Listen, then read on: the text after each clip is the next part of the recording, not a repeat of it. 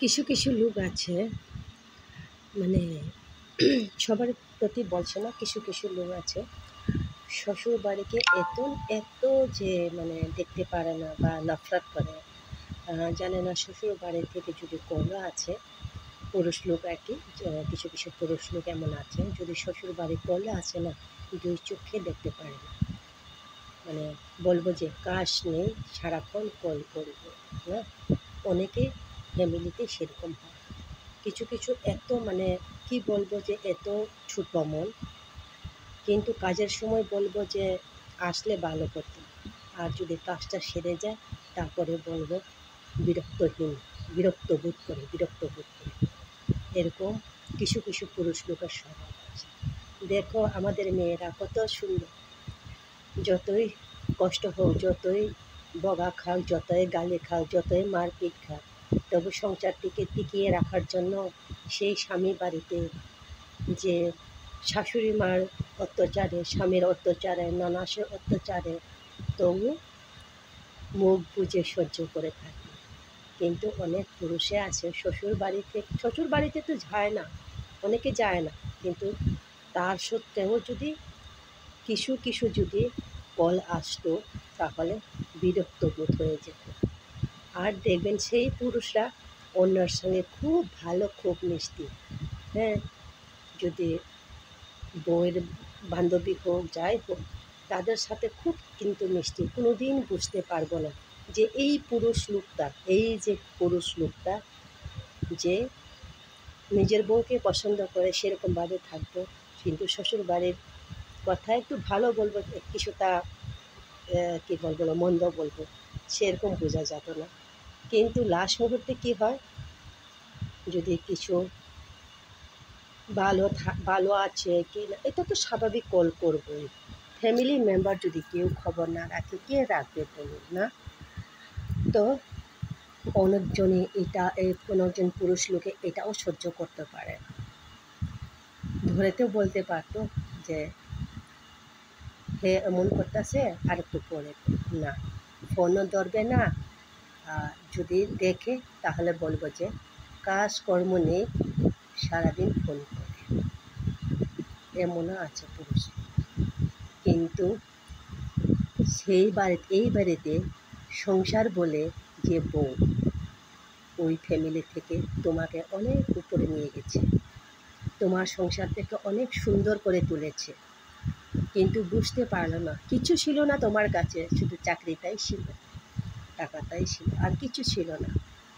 কিন্তু ওই ফ্যামিলির যে মেয়েটা এসেই তোমার সংসারকে সুন্দর করে তুলছে, তোমাকে অনেক উপরে নিয়ে গেছে, তার সত্ত্বেও তুমি অহংকারের মতো ভুলে যায় সব কিছু। সেই স্বার্থপর পুরুষরা না, জানি না তাদের মনে কেমন। কেউ বলে যে জীবনে কেউ থাকে না, তাদের মনে বলে অনেক জায়গায় আছে। আমি বলি যে যার বংশধরের মধ্যে কিছু থাকে না, ভাই বোন কিছু থাকে না, তাদের মনের কোনো জায়গা নাই, পুরা শূন্য থাকে ওইখানে, ওখানে কেউ জায়গাও নিতে পারবে না। এমনকি বউ পর্যন্ত সেখানে প্রবেশ করতে পারে না, তারা আপন করে নিতে পারে না। তাদের শুধু সার্থকতা যে কাজটা আদায় করার জন্য সার্থক, তোমাকে চায় কি, আমার কাজের জন্য তোমাকে চাই, সেটাই। তারপরে কি হয়, সন্তানের মা, সেই সন্তানকে লালন পালন করতে গেলে মা লাগে, সেই মার কর্তব্যতা পালন করার জন্য স্ত্রী হিসেবে গ্রহণ করে মেনে নেয়। অনেক পুরুষ আছে এরকম, আমি সবার ক্ষেত্রে বলছি না, যদি খারাপ লাগে একটু ক্ষমা করবেন, ক্ষমার দৃষ্টিতে দেখবেন। আছে, যার উপরে পড়ে তারা বুঝে, যার উপরে পড়ে না তারা কোনো দিন বুঝে। কিন্তু যদি আবার বাইরের লোকের সাথে তাদের কি মিষ্টি সুর, মিষ্টি কথা, মিষ্টির কণ্ঠ, দোকানের মিষ্টি, গুড়ের মিষ্টিও এত, পায়েসের মিষ্টিও এত মিষ্টি হয় না। যদি ওইখানে যদি বউ বলতে যাব না, আমার হাজবেন্ড তো সেই রকম, কেউ বিশ্বাস করবে না, কেউ বিশ্বাস করবে না, সবাই বলবে মহিলা তো খুব খারাপ, স্বামীর প্রতি এত কিছু কথা বলে। কিন্তু দেখতে যে খুব শান্ত, দেখতে যে খুব মিষ্টি, কিন্তু মনের মধ্যে যে কত হিংসুক, কত যে নিষ্ঠুর মন, কত যে কালা মন, এটা কেউ বুঝতো না। এটা এটাই আমি বলতে চাই। অনেক মহিলারা যে বলে না যে আমার হাজব্যান্ড সেই রকম, উপরে কভারটা দেখে, মিষ্টি মুখ দেখে, কথা সুন্দর গুছিয়ে বলে বলে কোনোদিন ভালো বলা যায় না। অনেকে সবার সাথে খারাপ থাকে কিন্তু বউয়ের কাছে খারাপ আচরণ করে। অনেকে আবার সবার সাথে একটু মিসবিহেভ করে, কিন্তু বউয়ের সাথে ভালো আচরণ করে, সন্তানের সাথে ভালো আচরণ করে। আর অনেকে আছে যে বউয়ের সঙ্গে শুধু মিষ্টি মুখ থাকে, সন্তানের সঙ্গেও সেরকম মিষ্টি মুখ থাকে না। কত ধরনের মানুষ পৃথিবীতে, তাই না? ভেবে ভেবে আমি অবাক হয়ে যাই। এই দুনিয়াতে ভুলে না, স্বার্থ ছাড়া কেউ চায় না। স্বার্থ স্বার্থ ছাড়া কেউ চায় না। আর একটা কথা বল, শ্বশুর বাড়ি থেকে যদি টাকা দেয়, শ্বশুর বাড়ি থেকে পণ দেয়, 10 লাখ টাকাও হয় না, 2 টাকার মতনও হয় না তাদের কাছে। 2 টাকার মতো, 5 টাকা 2 টাকার মতো হয় না। নিজের কাছে যদি 100 টাকাও খরচ হয়, তাহলে এটা বিরাট টাকা খরচ হয়ে গেছে।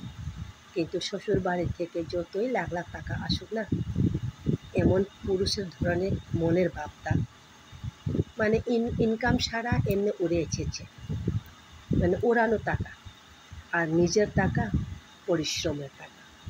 অনেকে সেরকম মনোভাব করে, কারণ দেখতেই বোঝা যায় সে কি কথাতে কোন কথাতে বলতে চায়, ওর মনোভাবটা কেন। কিন্তু অনেকে বলে না। কিন্তু বেসিক্যালি মেয়েরা মুখ বুজে নিজের স্বামীকে কোনোদিন খারাপ বলে পরিচয় দিতে চায় না। অনেকে বলে মদ খাওয়ার লোক খারাপ। হ্যাঁ, মদ খাওয়ার লোক খারাপ, কিন্তু মদ না খেয়ে যে খারাপ হয়, মদ না খেয়ে জুয়া না খেলে যদি খারাপ হয়, সেই পুরুষকে কি বলবে? সবাই একটু কমেন্ট করবে। মদও খায় না, বাইরেও যায় না। অনেকে বলে যে ঘরে কম টাইম দেয়, বাইরে বেশি টাইম দেয়, সেই পুরুষের নিয়তি ভালো না। কিন্তু অনেক পুরুষ আছে ঘরে সারাদিন থাকবো, কারোর সাথে কথা বলবো না, কারোর সাথে মিল নাই, কিন্তু সেই পুরুষ স্ত্রীর সঙ্গেও সেরকম টাইম দেয়নি, সন্তানের সঙ্গেও সেরকম টাইম দেয়নি, কিন্তু মন ভরা হিংসু, মন ভরা কী বলবো, মানে মুখের জবাব নেই। কিন্তু সবার সাথে এত মিষ্টি, এত প্রিয়, ওর থেকে আর কেউ হতে পারে না। তাই আমি বলি, মানুষের চেহারা দেখে, মানুষের কথা শুনে, মুখের কথা শুনে ভালো ভাবা বা বলাটা ঠিক বলে আমি মনে করি না। কে কেমন মনে করে একটু সবাই বলবেন। আমার বন্ধুরা, ভিডিওটা কেমন লাগলো? অ্যাকচুয়ালি দুঃখের কথা অনেকে বলতে বলতে হাসি ওঠে, অনেকে কেঁদে ভেঙে পড়ে যায়, অনেকে কিন্তু উগ্র মেজাজে কথা বলে, তাই না? তাই যার উপরে পড়ে সেই বুঝে। সব পুরুষ লোকের আমি বলছি না, অনেক পুরুষ লোকের কত ধরনের, কত রূপ, কত গুণ থাকে, কিচ্ছু বোঝে না, বুঝতে পারে না। উপর দিয়ে সব ভালো, কিন্তু ভেতর দিয়ে যে গুণের মতো কুতকুত করে খেয়ে নেয়। কিন্তু দিনে একবার যে বইয়ের 14 গোষ্ঠীর নাম নিয়ে কোনো দিন পারত না, সেরকম পুরুষরা না, বউয়ের যে আত্মীয় স্বজনের নাম, 14 গোষ্ঠীর নাম একবারও যদি মুখে না আনে, তাদের দিন কাটে না। আর কাউকে যদি হিংসা নিন্দা না করে, তাদের দিন কাটে না। সত্যি বলছি, মানে কাউকে ছোট বলে যদি বলতে পারে, ওদের মনে খুব নিজেকে প্রাউড ফিল করে। আর যে বউয়ের বাপের বাড়ি থেকে যদি কাউকে যদি ছোট দেখাতে পারে, তাহলে তো আরও প্রাউড ফিল করে। দেখতে মানুষ কিন্তু মনে সেই কল্পনাগুলি, সেই ভাবনাগুলি, সেই বিবেকগুলি সেরকম মানুষের মতো হয় না। জানি না এটা কি আমার ভুল না তাদের ভুল। যদি ভালো লাগে একটু কমেন্ট করবে। Thank you, tata.